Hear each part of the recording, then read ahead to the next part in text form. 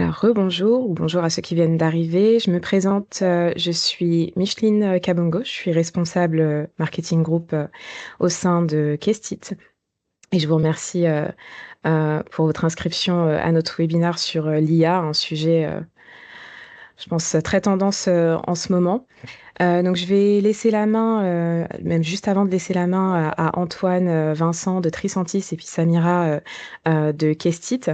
Je voudrais juste vous inviter, si donc vous avez des questions à poser tout au long du webinaire, vous le pouvez. Vous avez l'option Q&R qui est parfois selon les applications au-dessus, à droite. Voilà, vous allez le voir au niveau de votre écran et c'est à partir de ce petit module que vous pouvez poser vos questions. Je les verrai et ensuite je serai en mesure de les partager. Et si on commence à dépasser un peu le temps prévu, dans tous les cas, aucune inquiétude, on reviendra vers vous pour justement répondre à vos questions et d'ailleurs partager également les questions auprès de tous. Donc pas de souci si on n'est pas en mesure de répondre à toutes les questions posées. Donc c'est bien le module Q&R et non conversation. Donc voilà. Et puis n'hésitez pas à m'envoyer un petit email si vous voyez un petit souci. Le webinaire est enregistré, donc vous recevrez maximum une semaine après le lien vers l'enregistrement que vous pourrez également partager à vos pairs si besoin. Je laisse la main à Antoine et Samira pour vous présenter. Merci à tous. Bonjour à tous. Donc, je me présente rapidement, Antoine Vincent, Solution Architect au sein des équipes de Tricentis France. Et donc, c'est moi qui vais vous parler un petit peu de notre vision de l'IA au sein du monde du testing. Et Samira, je te laisse te présenter peut-être. D'accord. Moi, c'est Samira. Je suis actuellement consultante technico-fonctionnelle chez Kestit et je suis en mission chez Action Logement. Je travaille sur les tests et je vous remercie pour ceux qui sont présents et ravie de présenter avec Antoine ce sujet impressionnant. Je te laisse la main, Antoine. Merci beaucoup. Alors, je vais couper ma caméra. Et je vais commencer. Donc, l'agenda de cette session, donc on va essayer d'aborder un peu les tendances du marché de l'IA et du monde du testing. Samira nous fera un focus en sein de l'IA au service du test logiciel et les différents défis et risques que cela peut représenter. Et puis on rentrera plus dans le détail avec vous montrer quelle est l'approche de Tricentis vis-à-vis de l'IA et des différents outils qu'on a mis en place autour de notre plateforme de test, notamment un certain nombre de copilotes qui sont là pour aider les automaticiens et les testeurs. Et puis enfin, on finira avec une séance de questions-réponses. Donc comme vous le disiez, utilisez le bouton Q&R ou Q&A en fonction de la version de Teams que vous avez pour poser vos questions. Donc, aujourd'hui, plus de 80% des équipes informatiques, au sens large, utilisent de l'IA ou explorent l'utilisation de l'intelligence artificielle. C'est un rapport de 2022, il a sûrement évolué depuis, mais c'est vraiment un sujet qui est vraiment au cœur des préoccupations de nos clients et des DSI. Et le monde du testing n'est pas épargné par ces besoins. Et on a de plus en plus de demandes de comment utiliser l'IA dans un cadre de test. Alors, on va retrouver trois types de clients, trois types d'initiatives qui vont vouloir utiliser l'IA. La première, c'est les grandes transformations informatiques, les transformations des ERP de type SAP, Microsoft, Oracle et autres. Généralement, on va retrouver des grands programmes qui vont utiliser à 80% de l'AI générative dans ces programmes, avec des retours d'investissement assez importants et surtout la capacité de développer très rapidement des scénarios tests et des cas de tests. L'autre aspect qu'on va retrouver, c'est la nécessité de tester très rapidement des applications professionnelles natives dans le cloud, comme du Salesforce, du ServiceNow, du Workday. C'est des applications qui évoluent très régulièrement, avec 2 à 3 versions par an. Il faut être capable de s'adapter très vite aux nouvelles releases et donc de créer des mécanismes de auto-réparateurs ou self-healing et des tests automatisés pour justement que ces mises à jour soient transparentes et s'adapter à la fréquence de ces mises à jour. Et enfin, le dernier cas de figure, c'est des gens qui vont utiliser de l'IA pour à la fois créer des nouvelles applications mobiles, des applications web et surtout être capable de personnaliser les tests très rapidement parce que ces applis avec des cycles DevOps très rapides en continu et agile nécessitent d'être très réactifs au niveau du test. Et donc, on voit des clients qui s'occupent de solutions qui embarquent de l'IA pour justement être à la même vitesse des déploiements et des développements. Donc tout ça, en fait, c'est obtenir une capacité de faire de la qualité de bout en bout avec de l'IA dedans, à la fois pour les processus d'affaires, de métier, les données, les performances. Donc là, généralement, on va avoir un pushback, on va avoir une réaction un peu négative de certains quant à l'impact humain de cette intelligence artificielle. Alors, ce qu'on va retrouver, en fait, l'impact le plus primordial, c'est l'augmentation de la productivité. Et tout ça, il va falloir combattre des idées fausses, typiquement que l'IA, ça va remplacer les testeurs humains. C'est pas vrai, ça va leur donner une autre responsabilité, un autre rôle, mais ils ne seront pas remplacés. Le contact humain va être nécessaire. Les tests IA, l'IA n'invente pas, si elle invente justement. Et donc, il va falloir la contenir, la piloter. Il va falloir s'adapter. Il y a les modèles d'évolution d'IA qui évoluent en permanence. Et donc, il y a une très grande méconnaissance des capacités de l'IA. Donc, en fait, dans la réalité, ce qu'on a remarqué déjà chez nos clients, même si on a un peu de retour parce que ces solutions sont assez récentes, que la productivité est grandement augmentée.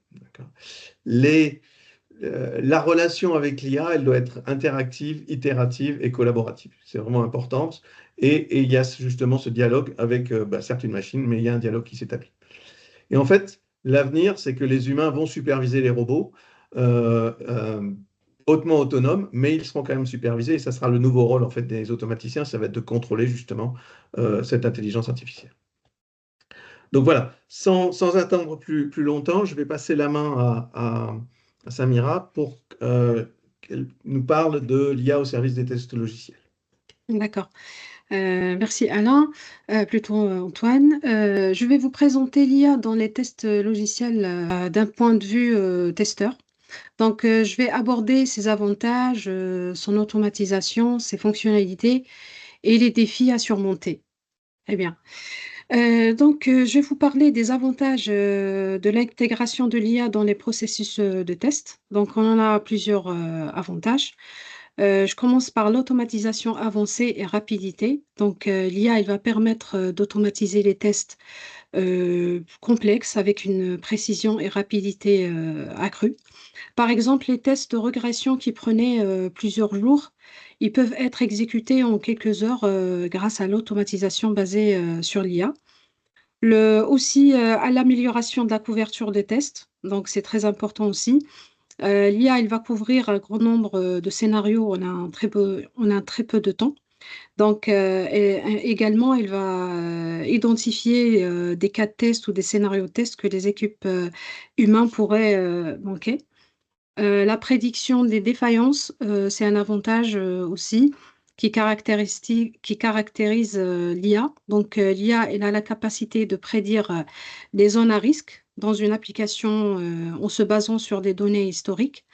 Par exemple, elle peut détecter qu'une fonctionnalité similaire a souvent causé des problèmes dans d'autres projets. Supposons par exemple que l'IA, elle va analyser des données historiques et elle détecte par exemple, je donne l'exemple du module paiement. Ce module-là, il va causer des bugs et du coup, l'IA, elle va alerter l'équipe en amont pour permettre une correction ciblée même avant les tests. L'apprentissage aussi et adaptation, c'est un très grand avantage. D'où l'IA analyse les résultats des tests passés et elle apprend des erreurs et elle va ajuster des analyses pour améliorer la détection des anomalies. Donc, en gros, ici, l'IA, plus qu'elle est utilisée, plus qu'elle va apprendre, elle deviendra plus précise et efficace. Réduction des coûts. Donc, les équipes de test Ils vont se concentrer sur les tâches critiques, par exemple, tandis que l'IA, elle va générer et elle va automatiser les tests répétitifs. Donc, cela va réduire le besoin en ressources humaines et par conséquent les coûts. Donc, passons à la slide. Là, sur cette slide, on va parler maintenant des fonctionnalités capacités. Donc, la première fonctionnalité, elle représente les différents types de machine learning. L'apprentissage supervisé et non supervisé. Donc, ce sont des méthodes qui permettent d'entraîner l'IA à reconnaître les anomalies. Donc, concernant l'apprentissage supervisé, c'est que l'IA, elle va permettre de détecter des anomalies et en s'appuyant sur des données étiquetées. Donc, et des erreurs au passé, tous les bugs, etc. Et je vais vous dire comment ça se passe. Donc, elle va collecter des données du passé qui sont échouées. Puis, l'IA, elle va s'entraîner justement sur ces données-là et va exécuter les tests sur la nouvelle version du logiciel. Et du coup, elle va récupérer les anomalies potentielles. Pardon. Concernant l'apprentissage non supervisé, donc l'IA, elle va permettre de détecter des schémas, donc sans avoir des données étiquetées. C'est le contraire de l'apprentissage supervisé. Je donne un exemple. Par exemple, dans une application bancaire, donc l'IA, il va analyser des millions de transactions sans savoir si elles sont bonnes ou mauvaises, donc elle ne sait pas. Mais elle va les classer, par exemple, on va dire sur l'application, on va donner l'exemple de l'application bancaire, elle va les classer par transaction, par exemple en cluster, par paiement, par virement, authentification des utilisateurs, etc. Et à travers ça, l'IA, il va identifier les zones sensibles où le système, il va recommander des scénarios de tests les plus critiques. Et du coup, ça va nous donner une bonne couverture de tests et l'IA va détecter les bugs critiques. Euh, Concernant la reconnaissance du modèle, c'est une fonctionnalité très importante aussi. L'IA, elle va utiliser justement les apprentissages que je viens évoquer pour cibler les tests les plus importants et elle va éviter les tests inutiles. Donc, l'IA, elle va exploiter ces apprentissages pour reconnaître les erreurs à risque à produire. En gros, elle va prédire les zones à risque. Traitement du langage naturel, NPL. Donc, grâce à ce langage, l'IA, elle peut transformer des descriptions en langage humain, donc des specs qui vont être automatisés, des cas de test, elle va euh, écrire, nous donner des cas de tests automatisés. Euh, Vision par ordinateur, donc ça, c'est un autre modèle du deep learning. Donc, cette technologie aide à tester des interfaces graphiques en détectant des problèmes visuels, comme par exemple des boutons mal alignés ou des images manquantes, après des mises à jour. Euh, Elle peut aussi, donc tout ce qui concerne les images, le son, etc. Donc, l'équipe de test doivent s'assurer que l'interface elle est bien affichée sur tous les appareils, sur tous les navigateurs. Donc, sans l'IA, les testeurs, ils devront comparer l'affichage avec tous les différents appareils, navigateurs, etc. Donc, ça va être long, ça va être coûteux et également les humains, enfin les équipes de test peuvent se tromper aussi et passer à côté des erreurs.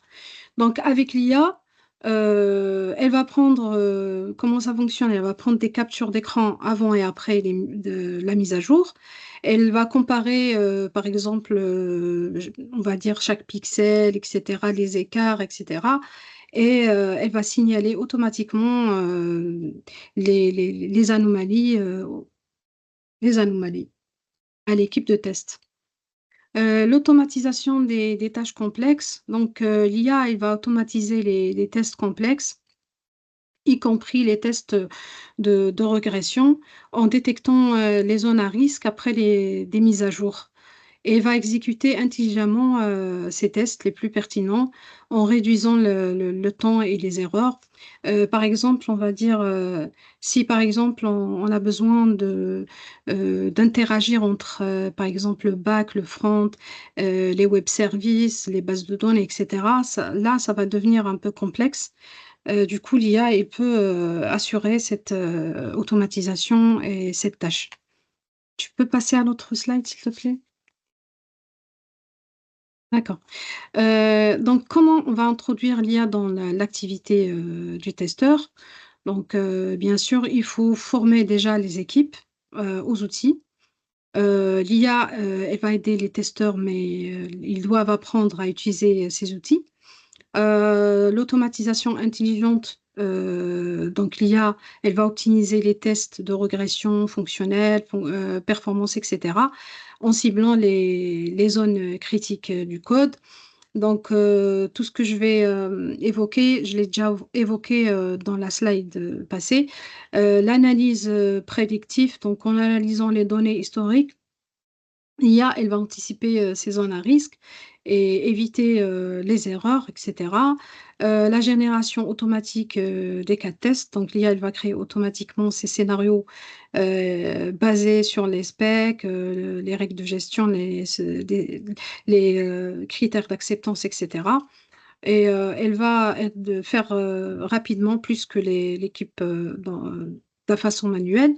L'adaptation continue, donc l'IA, elle va apprendre. Le but, c'est que une fois qu'on va introduire les modèles dans l'IA, elle va apprendre de nos projets, de nos passés, de tous les tests qui ont été échoués.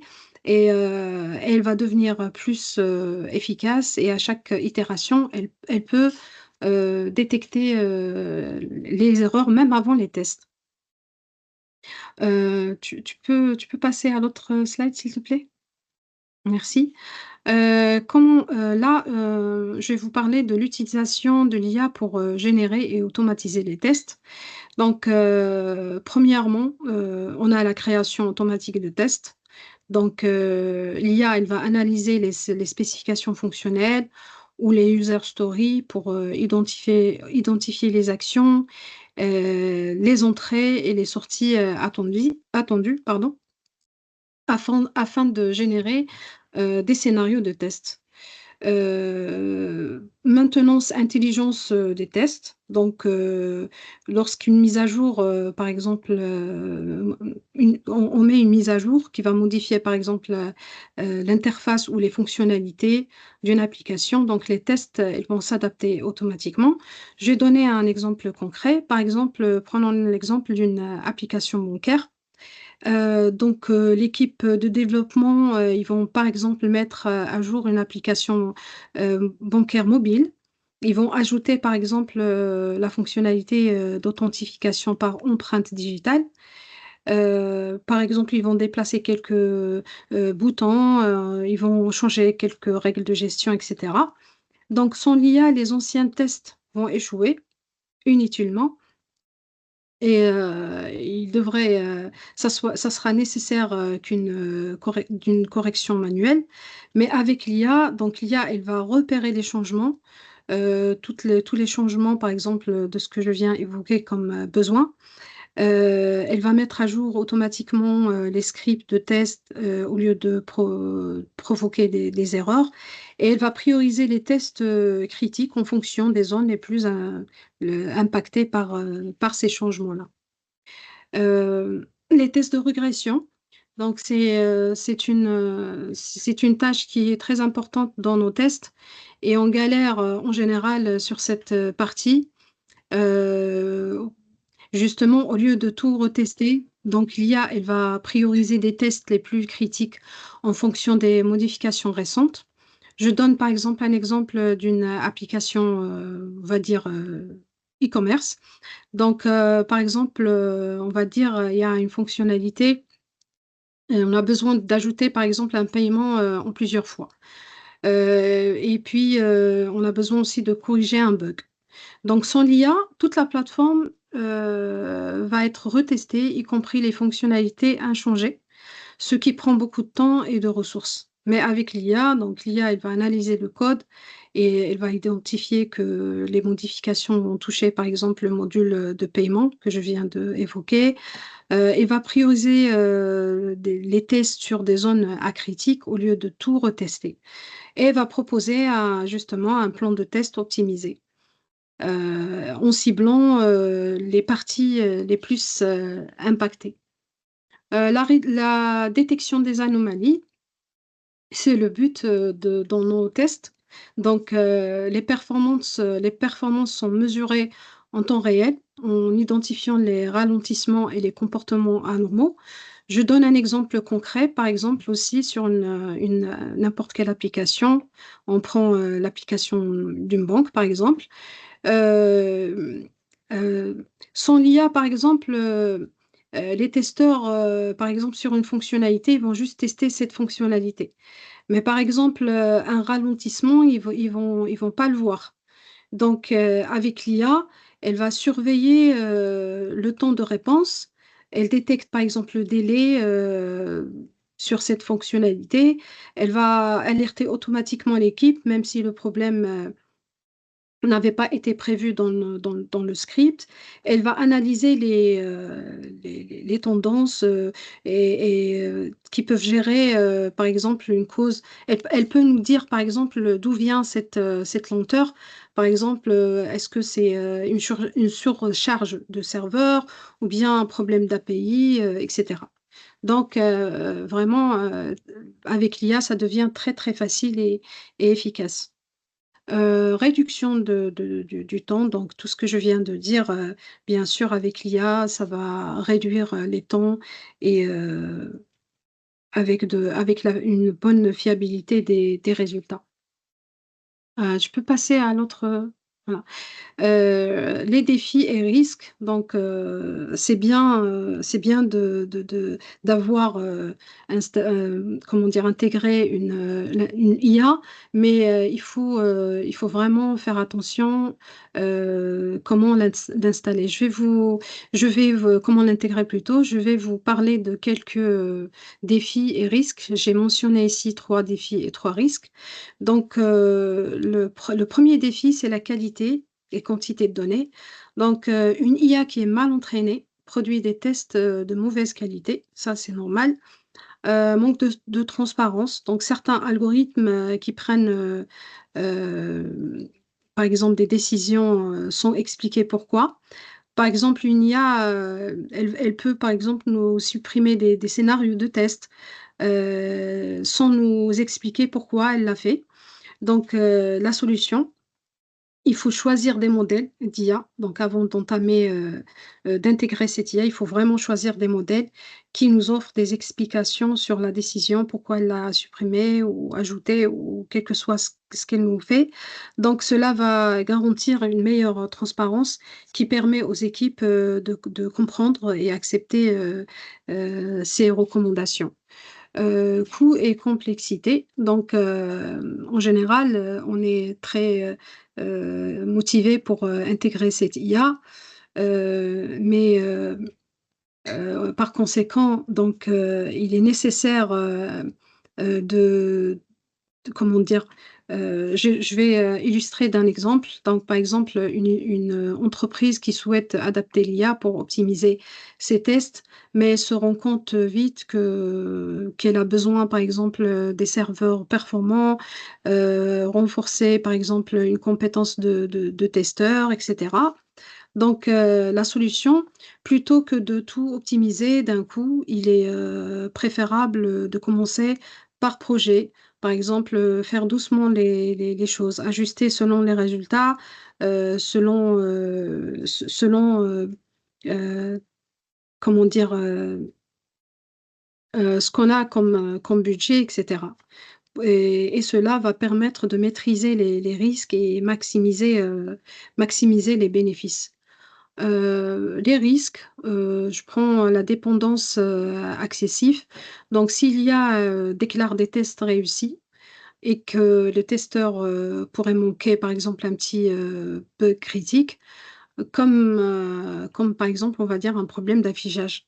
Donc, la solution, il ne faut jamais remplacer complètement l'humain, heu heu, parce que l'IA, doit être juste un élément, complémentaire et la validation doit être, toujours, par, les testeurs, l'équipe de qualité, des personnes, experts et cetera pour, valider ou pas valider. Les résultats, erronés ou biaisés aussi, c'est un autre risque. Si l'IA est mal, est formatée plutôt avec des données qui sont des données incomplètes ou non, représentatifs, donc elle pourrait passer à côté de certains bugs en identifiant, par exemple, des faux positifs. Pour éviter cela, il est crucial de s'assurer que l'IA est alimentée avec des données de qualité et qu'il est, régulièrement, évalué par les équipes et ajusté pour, garantir, sa précision. Problème de sécurité aussi, c'est un risque, c'est un problème, sérieux.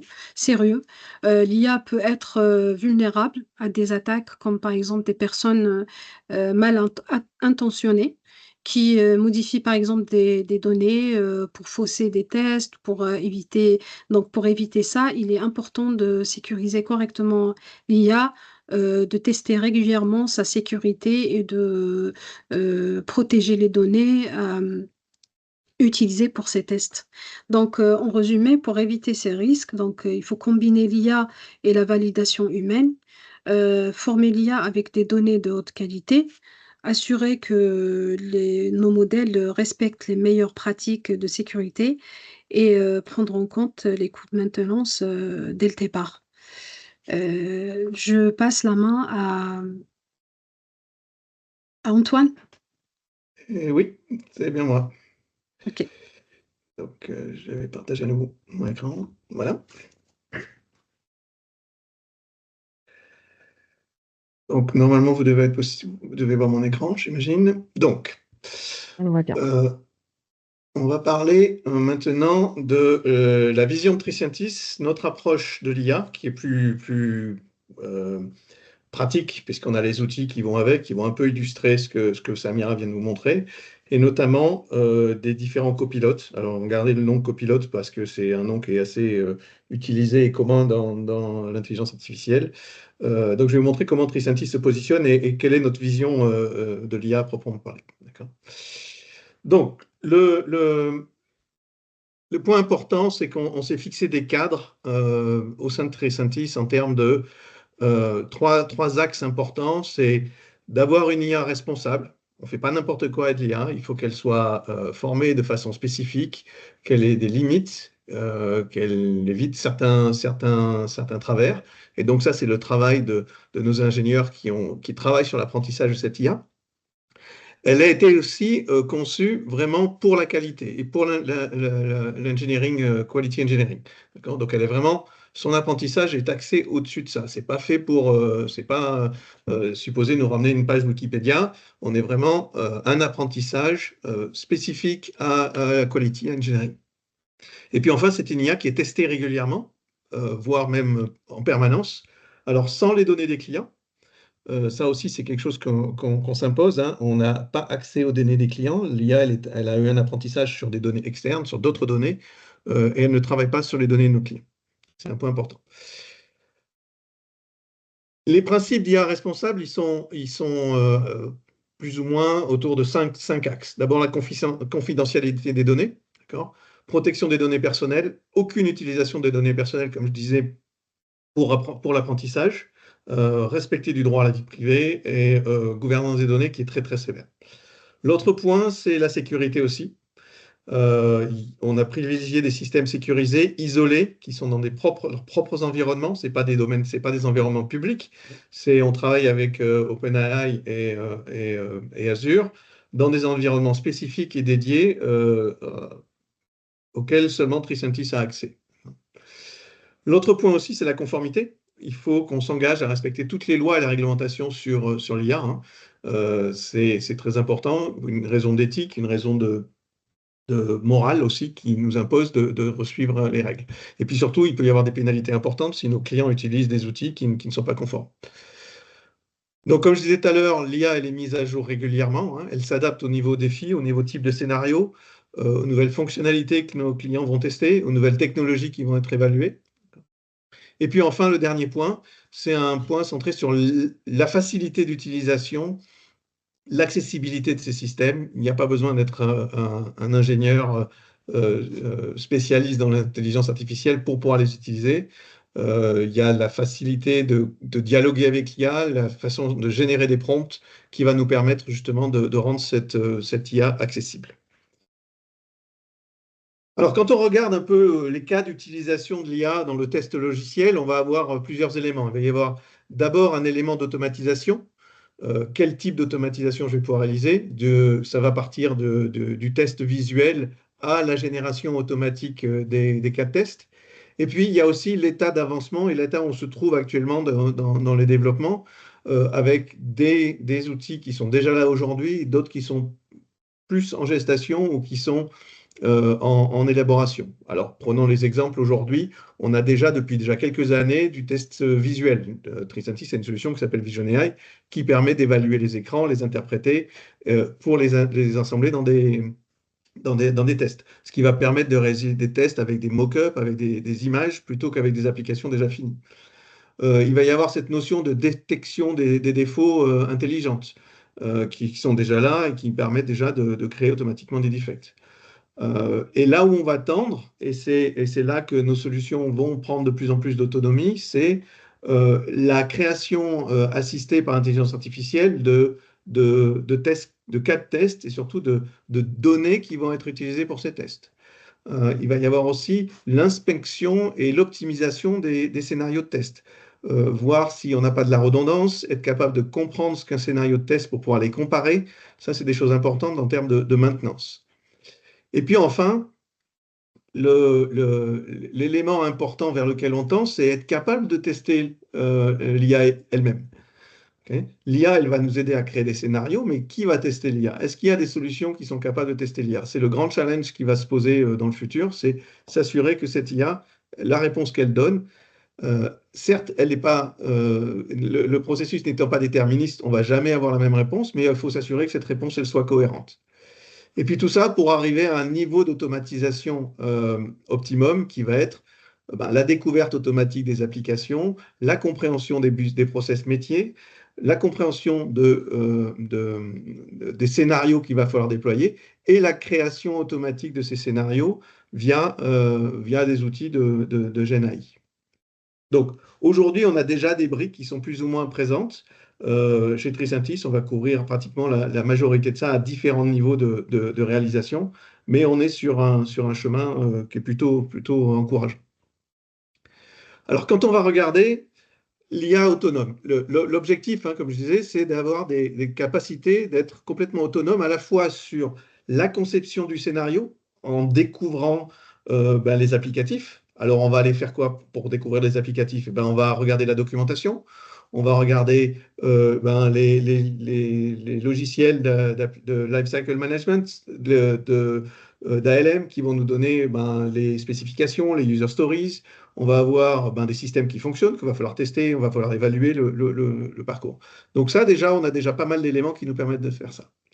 Une fois qu'on va avoir ces éléments et qu'on a découvert l'application et le design de la solution, l'IA va nous aider à créer les scénarios de test.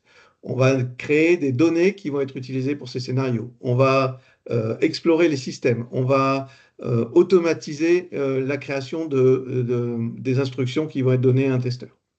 Et tout ça pour arriver à une génération et une exécution automatique de ces tests qui doivent de plus en plus avoir une autonomie, c'est-à-dire qu'il faut qu'ils soient capables de s'adapter automatiquement et sans intervention humaine à des applications qui évoluent. C'est la notion de self-healing. Il faut être capable d'exécuter ces scénarios à l'échelle, avec un grand nombre de scénarios, à la fois parce qu'on ne parle pas non seulement de tests fonctionnels, mais il y a aussi des tests de performance. Et puis on sait encore plus loin, c'est d'être capable d'automatiser la modification des scénarios, les débugger et les éditer eux-mêmes. Voilà. Donc, si on regarde un peu en détail Tricentis dans nos solutions, dans notre portefeuille de solutions, on va utiliser principalement deux types d'intelligence artificielle. La première, qui est déjà assez utilisée depuis un certain temps et bien maîtrisée, qui est le machine learning. Donc, on va apprendre de certains éléments. On va retrouver des outils comme dans Tosca, qui est notre outil d'automatisation de tests. On va retrouver Vision AI, qui est un outil de découverte des écrans et d'interprétation visuelle de l'écran. Et qui va permettre de faire du script et de scripter des opérations sans avoir scanné l'application au préalable, et qui va aussi nous donner des notions de self-healing et d'être capable de détecter les objets dans le test qui sont défectueux et de les adapter et de les modifier. On va retrouver ça dans des cas, des tests pour SAP, pour Oracle, pour Salesforce, etc.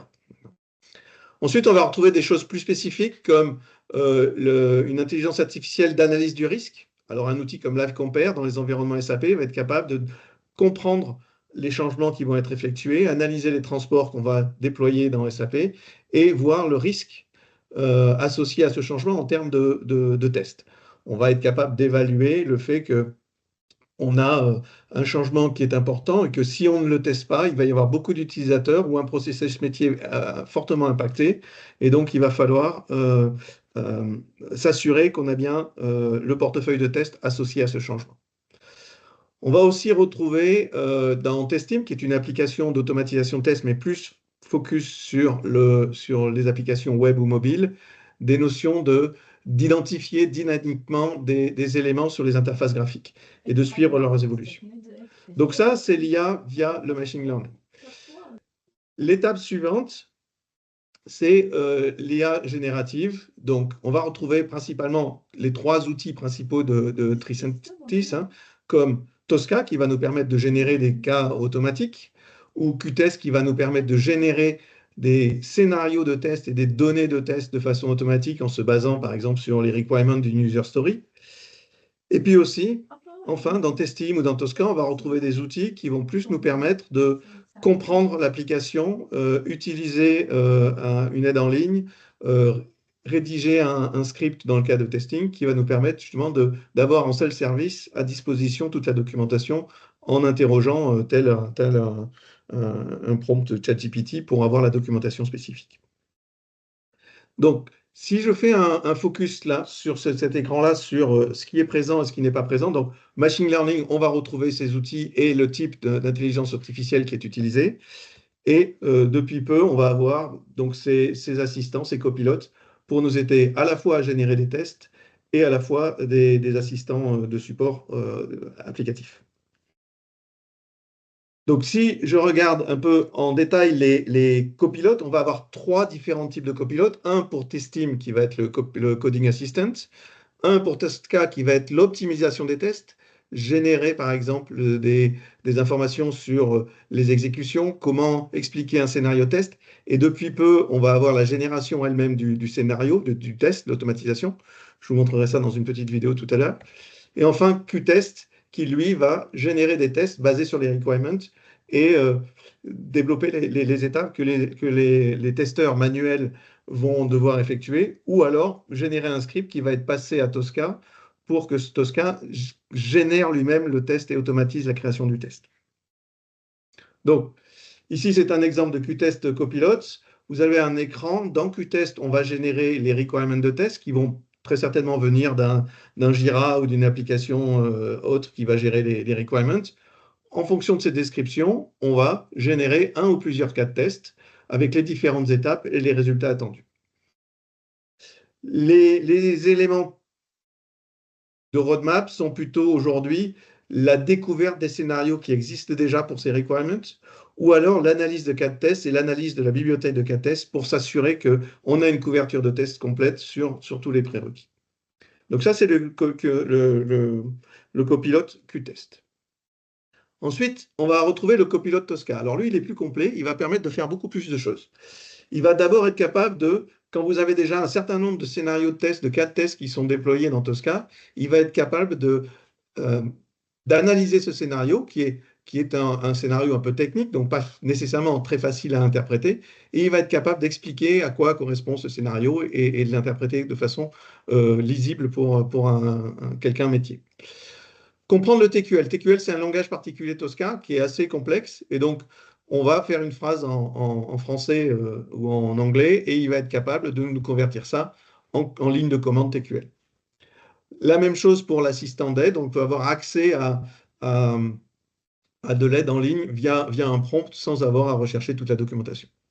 Et donc le futur, et c'est déjà pratiquement là, hein, ça va être d'ici la fin du premier trimestre, c'est la création automatique d'un scénario test, principalement pour les applications SAP Fiori, mais on était en train de le tester. Par exemple, on a des cas où on peut créer des applications sur du Microsoft Dynamics et autres. C'est Tosca qui va utiliser son module de Vision AI pour interpréter l'application et associer à différents prompts, d'être capable de créer et de générer automatiquement le scénario de test. Tout ça en coordination, bien sûr, avec Qtest, avec les prérequis qui vont venir de Qtest et qui seront automatisés. Donc, si je regarde, je vais vous montrer une petite vidéo qui va nous... vidéo parce qu'il y a beaucoup de systèmes qui sont intégrés. Donc, ici, on est dans un Jira, hein, par exemple. On va créer une user story dans Jira où on va demander, par exemple, de s'assurer qu'un champ est bien obligatoire quand on va créer un sales order. On veut s'assurer que les informations sur le client soient bien renseignées. Donc ça, le processus démarre dans Jira, où on va renseigner les informations. Ça peut être une autre application, hein, c'est un exemple Jira. Et donc ici, on va l'associer. Et automatiquement, cette user story va être transformée en requirement de test dans Qtest. Donc maintenant, si j'accède à Qtest, ici, on va retrouver notre requirement, notre user story. On va retrouver les éléments tels qu'on les a définis, avec un titre, une description assez détaillée de ce qu'on va faire et des résultats qui sont attendus. Et Qtest, avec le copilote, va se baser sur ces informations pour générer un cas de test. Donc, vous voyez, ici, on a même généré jusqu'à 8 scénarios qui sont possibles et avec différentes variantes. Donc, un scénario, ça va comprendre des étapes du test, des steps, et le résultat qui est attendu. Ce qui va être possible de faire, c'est d'améliorer peut-être le scénario. On peut aller voir en détail. On peut aussi lui dire de résumer. Peut-être qu'il y a trop d'informations, donc on va lui dire d'être plus concis. Et donc, automatiquement, il va réduire la synthèse. Après, je peux en choisir un certain nombre. Donc là, j'en ai choisi 3. Et donc, vous voyez, mon requirement, donc ça, c'est un requirement Qtest. On va avoir 3 cas de test qui sont associés à ce requirement, les 3 ayant été créés automatiquement par notre copilote. Donc, si je regarde un peu à quoi il ressemble, si je l'édite, voilà, j'ai les différentes étapes. On voit bien ici qu'elles sont renseignées, telles qu'elles ont été faites par le copilote. On peut les modifier, mais surtout, ce qu'on peut faire, c'est les convertir en tests Tosca. Tosca étant notre outil d'automatisation des tests. Donc, l'interface va directement créer ces tests. Et vous voyez ici, on a modifié l'enregistrement. Maintenant, c'est un test de type automatique avec l'outil d'automatisation étant Tosca. Bien sûr, il peut y avoir des tests qui vont être créés dans des outils de performance ou d'autres outils. Alors, on n'a pas nécessairement la même intégration parce que c'est des outils qui sont tierces, mais on pourrait imaginer que ça existe pour d'autres outils d'automatisation. Donc ici, on a bien vu que c'est dans Tosca. Et donc, quand on va aller voir dans Tosca, maintenant, on se connecte à Tosca. Ici, je vais regarder mon test qui a été importé depuis. Donc, je vais rafraîchir mon écran et je vais voir mon test qui est apparu. Vous voyez, ici, à la dernière partie, j'ai mon scénario test qui a été créé. Et donc, en fait, on n'a pas encore créé toutes les étapes. On a juste mis ce qu'on appelle un placeholder, hein, juste une entrée en disant, voilà, il faut faire un test pour vérifier la customer reference dans le champ qui est bien obligatoire. Avec ici, dans la description, le détail des étapes qu'il va falloir fournir. Et donc, ça va être ces informations-là qui vont nous servir pour générer automatiquement le scénario de test. Donc, là, maintenant, j'ai ouvert mon copilote Tosca. Vous voyez, j'ai le copilote Tosca. C'est la fameuse application Fiori de SAP que je veux tester. Et j'ai donné à mon prompt les informations qui avaient été générées de Qtest. J'ai aussi mis une pièce jointe ici avec les données que je veux utiliser pour ces champs. Par exemple, l'order ID, les quantités et autres, tout ça, il va falloir le renseigner. Si je n'avais pas renseigné ces données, le copilote se serait arrêté et m'aurait posé la question en disant, voilà, je n'ai pas de données pour ce champ-là, dis-moi les données qu'il faut que je rentre. Et au fur et à mesure, il aurait généré le scénario. Donc, on va démarrer l'analyse. Donc, le test case va être généré automatiquement. Et là, c'est Vision AI qui va automatiquement prendre la main sur l'applicatif et interpréter les écrans et dire, bon, là, je veux créer un order. Donc, il va cliquer sur Create Sales Document. Order type, eh ben, il y en a très certainement order type dans les fichiers texte avec les données. Donc, on va renseigner les informations les unes après les autres. Et au fur et à mesure, vous voyez sur la droite de l'écran ici, on a les informations et on voit l'AI générative qui va générer des informations qu'on va devoir utiliser pour créer le scénario de test. Il va donc cliquer, il va aller jusqu'au bout du process, et une fois que le process sera terminé, vous voyez, il m'a demandé de modifier une valeur, par exemple, qui n'existait pas, donc il va me prompter pour me dire, renseigne-moi la bonne valeur. Il va passer ensuite à l'écran suivant, et pareil, il va découvrir l'écran, donc il va voir que l'écran pour le client, pour les références customer, pour les quantités produits, tout ça, il va passer. Là, pour l'instant, c'est le copilote qui prend la main sur l'applicatif et qui génère les informations. Une fois qu'il a terminé, il va importer ça dans Tosca. Et donc maintenant, on a un scénario qui a été créé dans Tosca, comme si vous l'aviez créé normalement, comme faisaient tous les automaticiens. Il aurait fait des modules, il aurait scanné les applications, il aurait assemblé les modules en process. Donc c'est ce qu'on voit ici. Et surtout, on va pouvoir exécuter ce test maintenant. Donc directement, depuis Tosca, je vais exécuter mon test. Je vais surtout dire que ce test-là, il est relié à mon Qtest. Donc il va créer ce qu'on appelle un test event dans Qtest. On va le retrouver, donc il va créer l'exécution ici dans Qtest et il va exécuter le test. Donc maintenant, je fais un check-in. Automatiquement, mon test va s'exécuter et je vais voir dans mon outil référentiel de test, je vais voir le scénario de test. Donc il le joue, il vérifie que ça marche correctement. Et on va aller jusqu'au bout du process, jusqu'à ce qu'il me montre que le test a bien été créé. Là, j'accélère un peu. Voilà, il a créé le scénario. On a bien les résultats. On a notre log avec les informations qui ont été faites, comme si c'était un scénario de test normal. Après un check-in, quand on vérifie dans Qtest, maintenant je suis à nouveau dans Qtest au niveau des exécutions de test, j'ai mon résultat qui apparaît directement. D'accord? Donc ici, on a utilisé un certain nombre d'IA pour arriver à ce résultat attendu. Et donc, on va retrouver nos informations, le statut est bien passé, et on a bien notre résultat. Voilà, donc je vais arrêter là. Ça, c'est une autre version. Je vais retourner sur mon écran.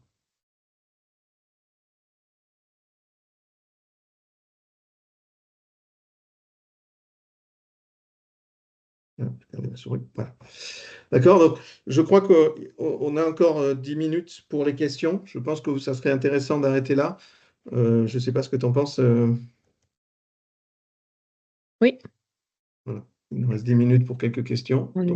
Donc, pour rappel, vous avez accès à le module Q&R pour poser vos questions et il se situe selon votre interface en haut ou à droite et parfois il est aussi nommé Q&A aussi selon votre version.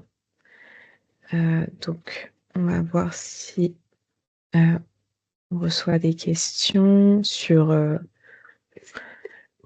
la démo qui a été présentée, sur également la présentation de Samira, ou si tout est clair. Attends juste un peu pour vous laisser le temps. Apparemment, moi j'ai une première question pour Antoine, c'est on a vu l'intégration donc Jira Qtest entre la user story et la création de tout le test case. Est-ce que on pourrait avoir la même chose avec un Azure DevOps? Est-ce que c'est des choses déjà disponibles ou intégrées? Alors, c'est tout à fait disponible. Ça ne se configure pas tout à fait de la même manière, mais il y a, voilà, on va utiliser un des composants de Qtest qui s'appelle Pulse, qui nous permet justement d'intégrer des systèmes externes. Donc, comme on a dans Jira les mêmes fonctionnalités, la user story automatiquement crée un requirement et également la notion de gestion des défauts quand on a un défaut qui est identifié, il peut être poussé dans l'outil de gestion des défauts. Voilà. J'ai également une question. Est-ce que ces solutions sont déjà vendues, POC avancé, chez vos clients? Alors, Qtest Copilot, oui, est vendu. Déjà, on a quelques clients qui les utilisent. Tosca Copilot est vendu, est vendable, est GA, mais à part le test generation, c'est-à-dire que vous n'aurez que l'exploration des scénarios de test et des résultats et du TQL. Test Team, c'est déjà GA aussi depuis déjà quelques mois. Oui. Ok, merci. Je te laisse également poser la question sur QNR. J'ai vu une main levée. On se connaît, donc je me permets de tutoyer. N'hésite pas à poser la question directement sur la partie QNR, comme ça je vais le voir aussi. En attendant, est-ce qu'il y a d'autres questions sur l'approche, sur les outils comme Vision AI, Qtest ou autres? Alors moi, il y a une question que j'ai là, Micheline, c'est on a bien vu la différence entre la partie copilote Qtest et Tosca, et la question se porte plutôt sur tout ce qui tourne autour de l'analyse des risques et de la couverture des risques et de la maturité dans le portefeuille de Tricentis sur le sujet. Alors, ça va dépendre de l'application qu'on veut tester. Le risque AI aujourd'hui le plus avancé, c'est un outil qui s'appelle Live Compare, qui est focusé principalement, et uniquement, pas plus que principalement, sur SAP, donc interpréter les changements et analyser le risque de ces changements par rapport aux environnements de production.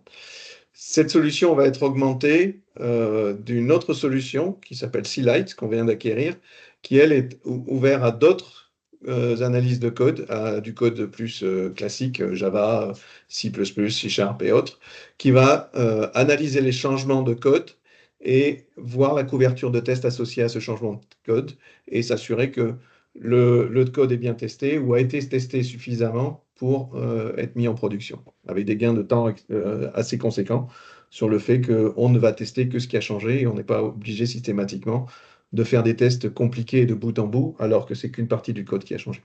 Ouais. Merci. Je t'en remercie. Je reçois d'autres questions. Alors, j'en ai. Juste, je vous lis. Alors, je vais lire directement, comme c'est indiqué. On sait qu'il ne faut pas laisser l'IA tout faire et ne pas vérifier derrière. Est-ce que cela... alors, juste un instant.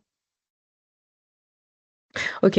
Est-ce que justement la vérification derrière l'IA, est-ce que cela représente également une charge? Ça peut représenter une charge pour le testeur, sachant qu'il faut aussi faire la maintenance.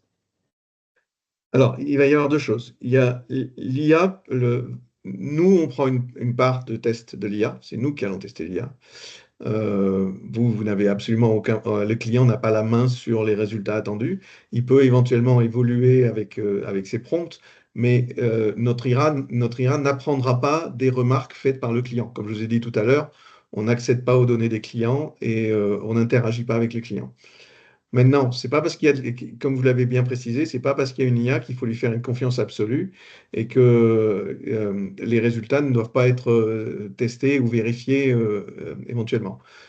Typiquement, là, c'est des IA qui vont créer des scénarios de test. Il est facile de vérifier que le scénario correspond bien à votre processus métier et d'évaluer que l'IA a testé quelque chose de correct. D'accord. Mais effectivement, il ne faut pas faire générer un scénario de test et le pousser en prod en disant c'est bon, c'est fait, c'est l'IA qui s'en est occupée. L'IA peut des fois mal interpréter un écran, voir un champ qui ne correspond pas au champ que vous voulez renseigner, et donc il faut pouvoir être capable d'interagir et de le modifier.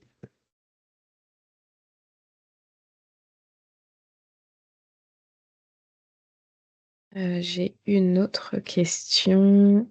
Comment peut-on garantir l'utilisation éthique de notre outil IA?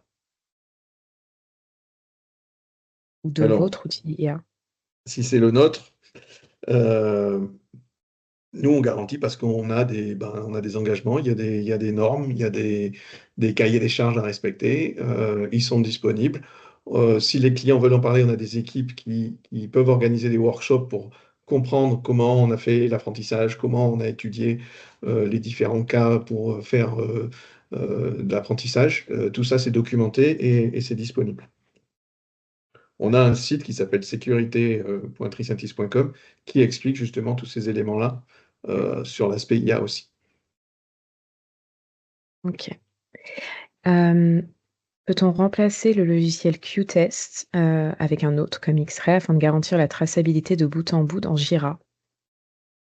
Alors, X-Ray est un des concurrents de Qtest, donc effectivement, ça couvre les mêmes fonctionnalités. On a des clients qui s'intègrent X-Ray avec Tosca, d'accord? Tosca n'est pas obligatoire pour faire tourner Qtest n'est pas obligatoire pour faire tourner Tosca. Voilà, mais les fonctionnalités sont similaires. Mais comme je vous disais tout à l'heure, vu qu'on a une intégration native avec Jira, il n'y a pas besoin d'utiliser un plugin de type X-Ray. Ok, et on peut terminer par cette question pour finir dans les temps. Peut-être les 2 dernières questions que j'ai reçues. Quel est le modèle économique? Car justement, la personne qui nous envoie la question n'est pas du tout chez Tricentis aujourd'hui. Et donc, ce que justement le participant note, c'est que je note qu'il me faudrait Qtest, gestion des tests, et Tosca pour l'automatisation, et la surcouche IA pour ces 2 outils. Est-ce un prix mensuel par user?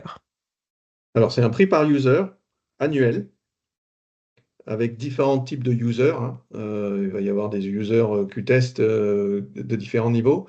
Et c'est des prix, c'est des licences différentes. C'est des licences pour Qtest et des licences pour Tosca, avec effectivement une surcouche pour chacun des produits qui est sur l'IA. L'IA n'est pas obligatoire et n'est pas systématique. Il y a un supplément, entre guillemets. C'est des licences concurrentes. Et donc, pour terminer, peut-on contrôler l'IA à 100%? Ben, si vous y arrivez, vous allez faire fortune. Non. On a des moyens, alors des moyens de s'assurer que les réponses soient constantes. C'est-à-dire que une IA n'est pas déterministe. C'est-à-dire que vous posez la même question 10 fois, vous allez avoir 10 réponses différentes. D'accord? Et une IA, sans rentrer dans les débats philosophiques, c'est un outil qui a des hallucinations. Il n'a que des hallucinations. D'accord? Et à 90% du cas, elles tombent bonnes, mais il restera toujours 10% qui seront faux. C'est pour ça qu'il faut tester l'IA pour s'assurer que ce 10% ne soit plus que 1% ou 0%. Alors, on a des méthodes pour s'assurer que la réponse soit plutôt systématique, mais tout l'art d'avoir une bonne réponse, c'est de bien poser la question.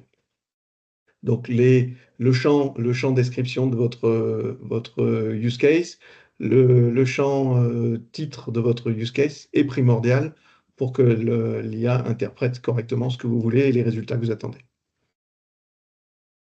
Ça demande un peu de pratique. Merci pour ta réponse. Donc il est 12h30, on va terminer. Je vais juste répondre rapidement à la dernière question que l'on a eue. Est-ce que nous donnons des cours, des formations pour approfondir le métier de testeur, et je pense aussi en référence à l'IA. Oui, nous avons des formations aussi sur ce sujet-là. On sait qu'il y a beaucoup de questions par rapport à l'IA, donc nous proposons également des formations et puis on sera en mesure de vous apporter un peu plus d'informations à ce sujet si vous êtes intéressés. Merci à Samira, merci à Antoine et merci à tous pour votre participation. L'enregistrement vous sera envoyé. Je vais rétablir ma caméra quand même le temps que je parle. Oui, l'enregistrement vous sera envoyé et puis je rajouterai également les questions qui ont été posées avec les réponses. Comme ça vous fait un petit rappel. N'hésitez pas en cas de question à m'envoyer un petit mail et je peux transmettre à Antoine, je peux transmettre à Samira également pour vous apporter une réponse. Merci à tous et bon appétit. Merci à tous. Merci.